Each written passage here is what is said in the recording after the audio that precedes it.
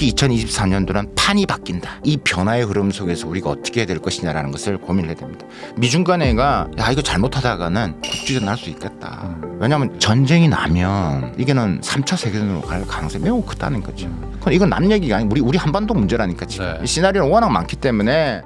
그러면 결국에 이 미중 분쟁 뭐 이런 무역 전쟁이라고 불렸던 뭐 이런 것들이 좀 어느 정도 좀 해소가 되기를 또 기대를 하고 있을 것 같기도 한데 네. 이게 또 정치랑 또 엮이면은 또 이게 좀 참 애매한 것 같아요. 지금 뭐 현 상황은 어떻습니까? 미국과 중국의 관계.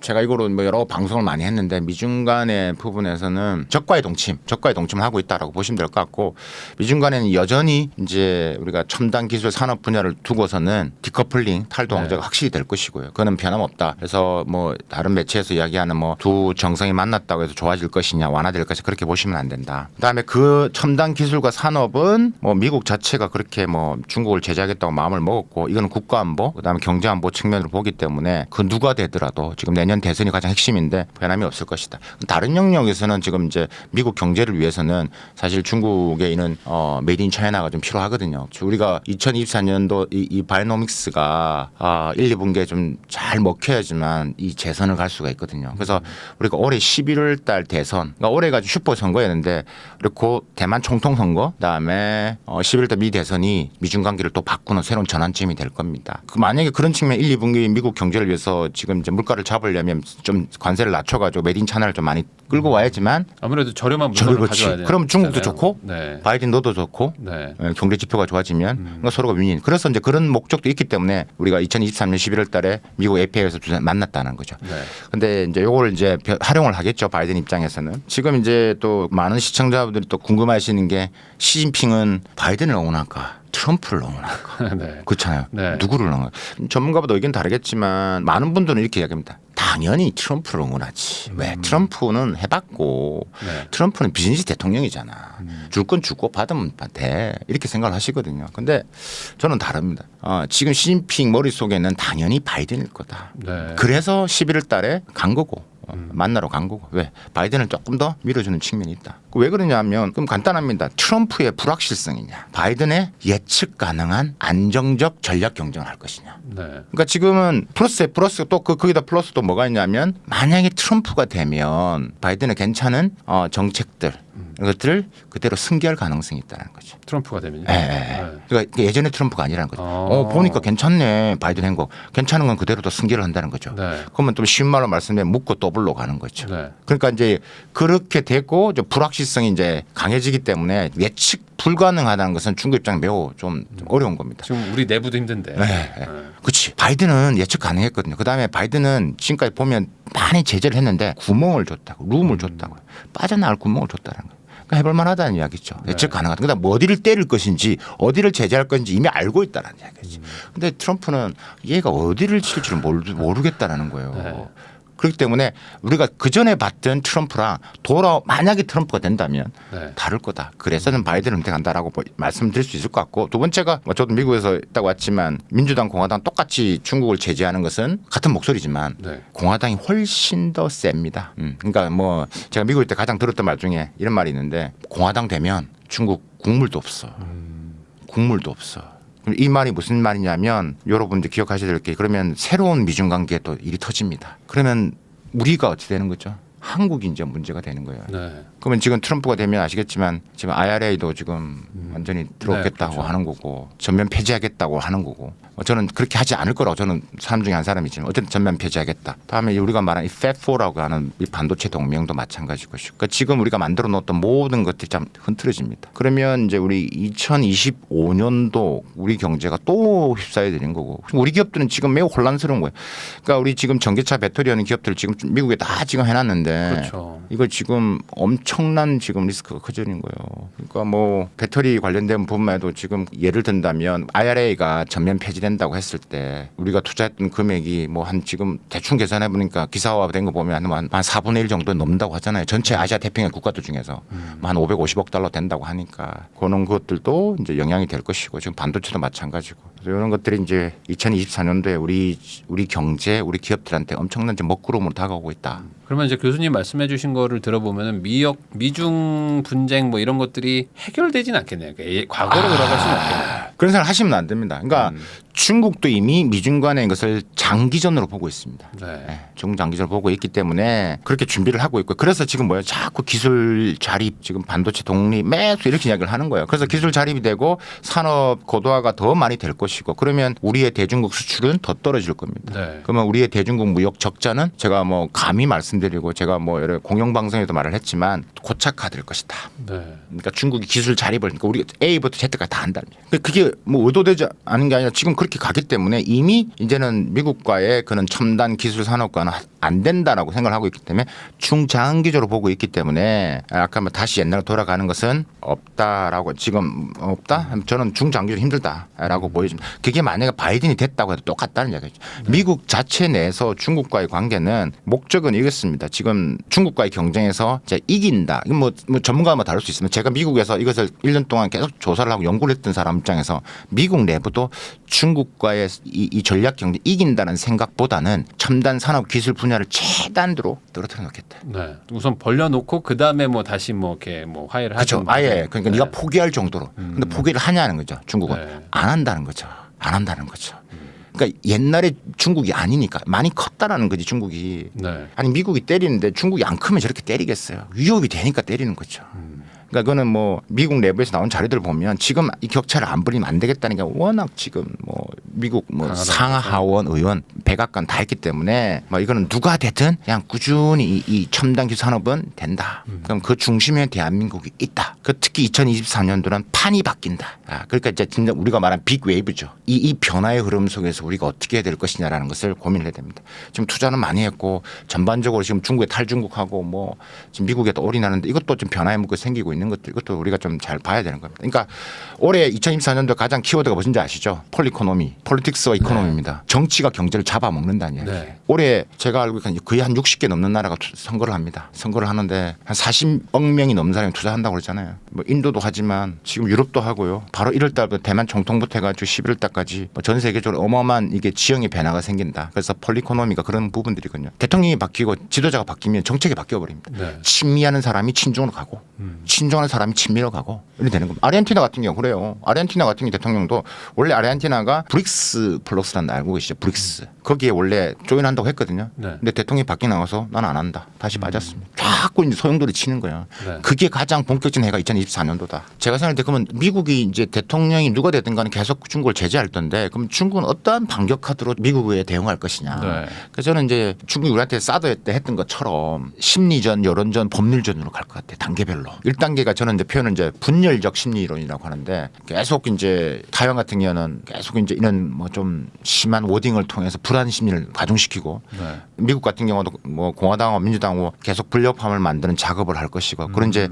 혹은 미국과의 동맹 우방국 간에 서로 간에 여러 가지 좀 분열을 만드는 여러 가지 이런 작업들을 이게 이제 아까 말한 이 분열적 심리전을 일단은 할 것이고 1단계는 그다음에 2단계가 이제 경제력을 이용한 여론전이죠. 경제적으로 엮여 있는 나라들이 엄청 많거든요. 그래서 뭐 아프리카 같은 경우는 뭐 거의 중국에 대한 충성도가 워낙 높기 때문에 그러니까 중동도 지금 거의 친중으로 많이 가고 있죠. 아프리카, 그다음 남미, 뭐 브라질도 뭐 목적이 있긴 하지만 지금 뭐 중국이 철광석 거의 뭐 안 사주면 안 되거든요.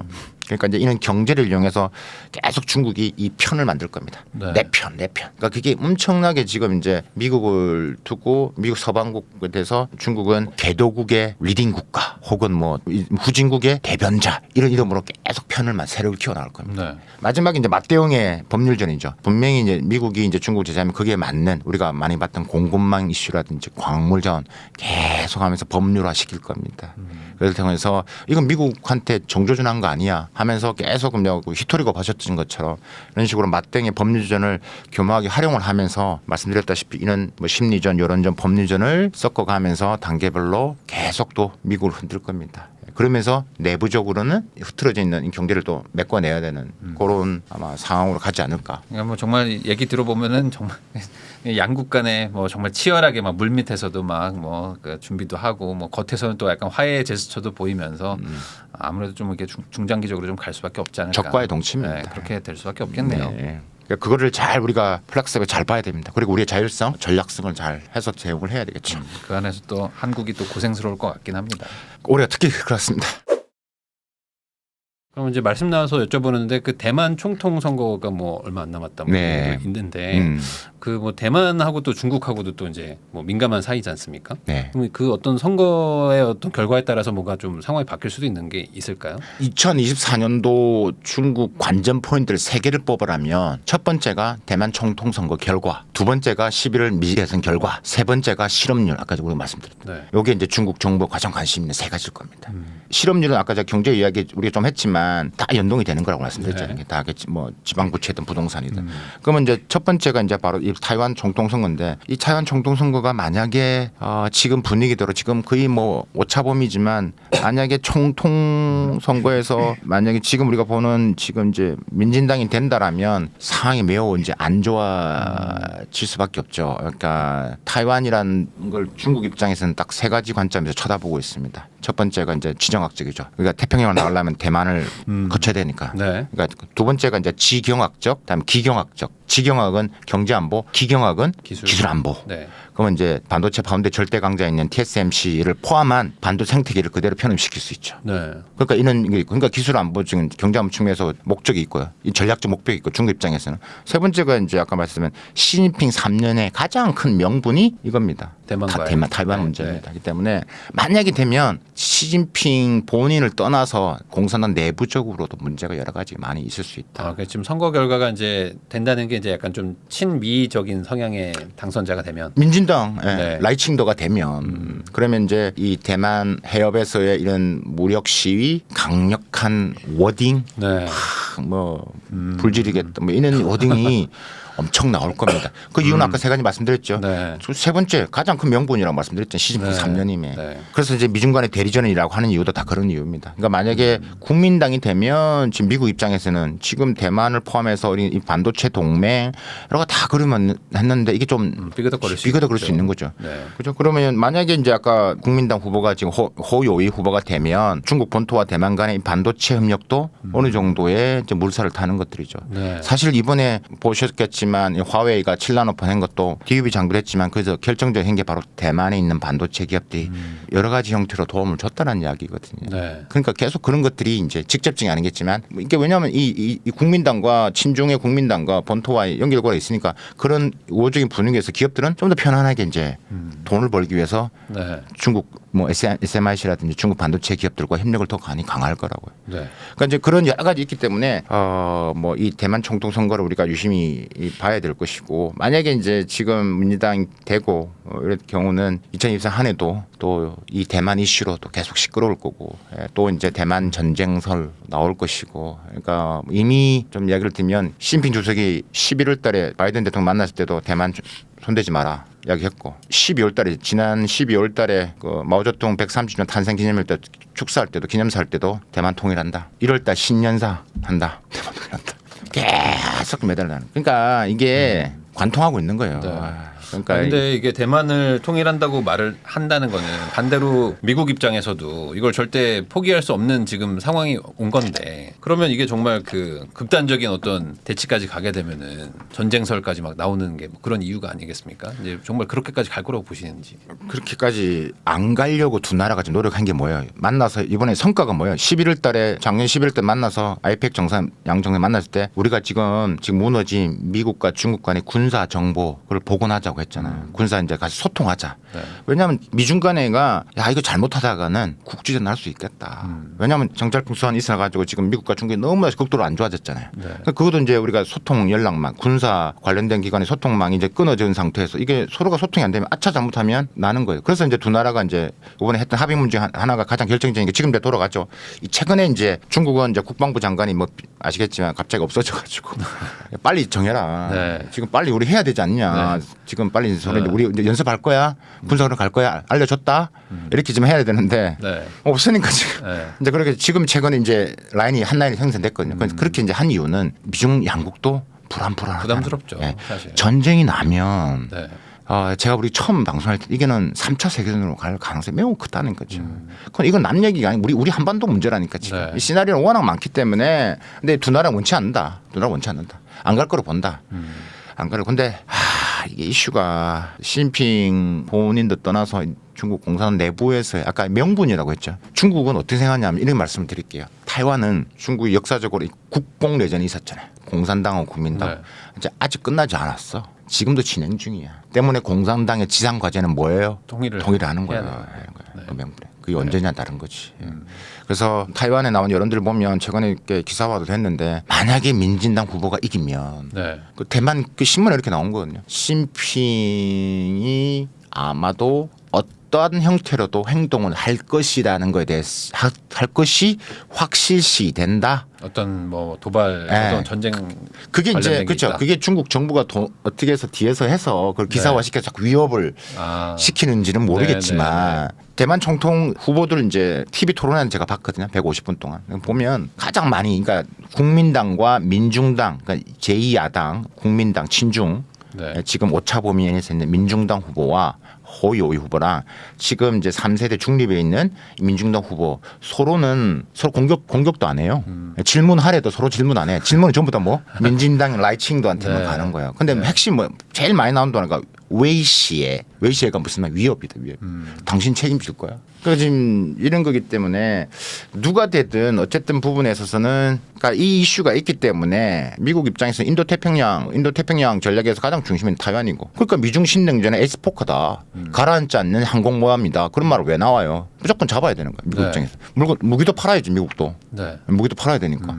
그러니까 당연히 해야 되는 거죠. 그러니까 뒤에 있는 거고. 그러니까 누가 되든 미중신 대전은 계속 전략 경쟁은 계속 된다. 이 이슈는. 그러니까 여러모로 뭐 좋을 때는 뭐 하겠지만 두 나라 간의 전략 경쟁은 장기적으로 된다. 근데 이게 시간을 끌면 끌릴 수가 있는 문제인가요? 아까 말한 대로 대만? 한쪽은 명분을 가지고 내가 또 당선이 됐는데 이것도 뭐 통일을 해야 된다 하고 있고 또 여기는 절대 포기 못한다 하고 있으면 그냥 대치 상태로만 이렇게 가면 시간이 이렇게 끌어질 수가 있는 건지 아니면 결국에는 누가 한쪽이 포기를 해야 되는 어디가 문제인지. 어디에? 미국과 중국? 네, 대만을 놓고. 대만을 놓고 만약에 이제 시나리오로 이야기를 한다라면 일단 대치가 오래 갈 것으로 보인다. 왜냐하면 대만이 지금 반도체라는 것도 있지만 아까 네. 말씀드렸다시피 지금 미국이 하고 있는 지금 인도 태평양의 중심에 있기 때문에 이걸 만약에 중국에 넘어가면 운신의 폭이 엄청 좁아지는 거거든요. 그렇기 때문에 그런 측면에서 이런 대치 상태가 오래 갈 것으로 보이는데 만약에 다른 시나리오 아까 그러면 끝날 것이냐는 부분에서는 미국과 중국 간에 물밑 저울이 있는 것들이죠.